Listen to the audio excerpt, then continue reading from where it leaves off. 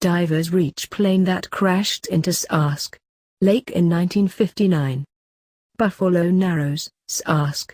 60 years after two men vanished when their float plane crashed on a northern Saskatchewan lake, RCMP divers have helped bring some closure to their relatives by recovering their remains from deep underneath the lake's frozen surface. "I can't say enough about their efforts.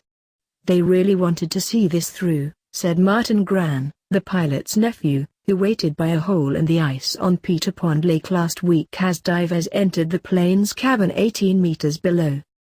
"I was happy that I could talk to them and impress upon them how important it was for our family to just see this through.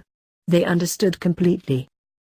The wreckage of the Saskatchewan Government Airways crash, which killed pilot Ray Gran and conservation officer Harold Thompson, was located in July by a private search effort launched by the pilot's daughter and son-in-law. Gran was an experienced pilot in the Second World War and had earned the Distinguished Flying Cross. He and Thompson took off from Buffalo Narrows, Sask, on August 20, 1959. They were heading out to investigate poaching and deliver mail to La Loc, Sask, but were never seen again. Mounties initially said when the wreck was found last summer that a dive would be too dangerous. They later agreed to try in August, but strong winds and powerful waves on the lake hampered the search. The team said they would make another attempt in winter, when the lake was frozen and underwater visibility would hopefully be clearer. Martin Gran, who lives in Sudbury, Ontario, got a call 2 weeks ago that the dive would be happening in a few days, and that the team would allow him to come along and watch from the surface. He arrived in Buffalo Narrows last Monday. On Tuesday, he rode in a snowmobile to attend on the ice, where the team of more than a dozen people, including divers, support staff and a medic, performed the search. "It was 35 below, on Tuesday," Gran recalled. "It was one of those mornings where the extension cord you use to plug in your truck feels like it's going to snap. It's so cold." RCMP posted daily updates on Facebook, explaining that the ice was around 2 feet thick and they used a chainsaw to remove rectangular chunks to insert sonar equipment to confirm the wreck's location. On Tuesday, police said a diver took a line down to the plane to help them find their way back and forth to the hole at the surface.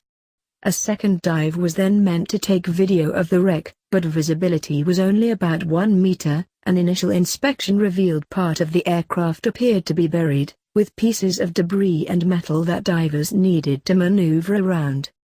Wednesday was when the divers got inside the plane, but visibility was close to zero. "At the bottom, you can't see your hand. You have to use a light close to your chest to see what you picked up," diver Kinst Peter had stated in a Facebook post.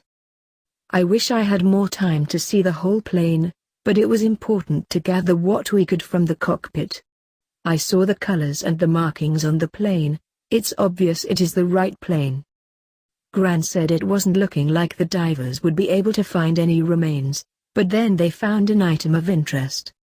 He said he was asked to step away while it was lifted from the hole and transferred to a coroner, who was also waiting at the surface. "It was a very, very emotional moment and was kind of the reason for all of this effort to this point. It was pretty incredible," Gran said. Police said some remains of the 2 occupants of the aircraft were recovered, as well as personal items such as boots, a pendant, a camera, a knife and a wallet. Ray Gran typically flew with his wife, Marcella, but she wasn't on the doomed flight because she was 6 months pregnant and the couple decided it would be best for her to stay home.